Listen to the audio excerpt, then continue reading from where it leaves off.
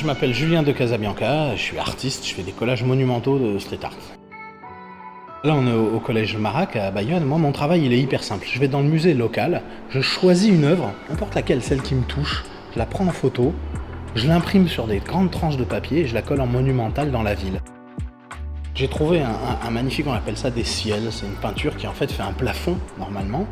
Je la verticalise du coup. Le musée, il faut vraiment pouvoir le vivre comme on veut. Finalement, un musée, c'est comme un mur Instagram, c'est rempli d'images et on s'arrête sur celle qui nous plaît, tout simplement.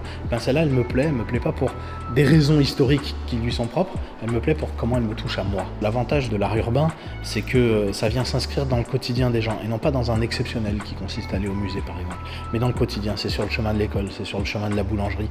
Vous avez le rapport avec l'œuvre qui est permanent et ça m'intéresse vraiment, que ça soit inclus dans la vie.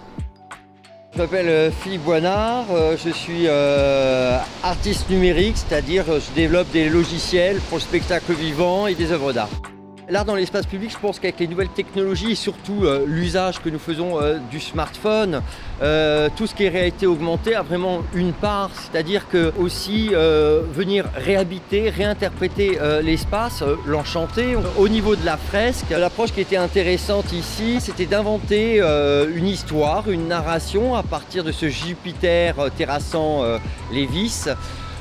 Pouvant à la fois prendre les valeurs bien sûr de ce tableau, de l'autre côté rentrer en résonance avec Léon Bonnat. En rapport avec cette création, je suis venu faire des ateliers là, pendant 2 jours avec des élèves de 4e en classe latiniste. Et donc c'était leur montrer, les initier sur un logiciel de programmation assez simple, ce qu'est la réalité augmentée.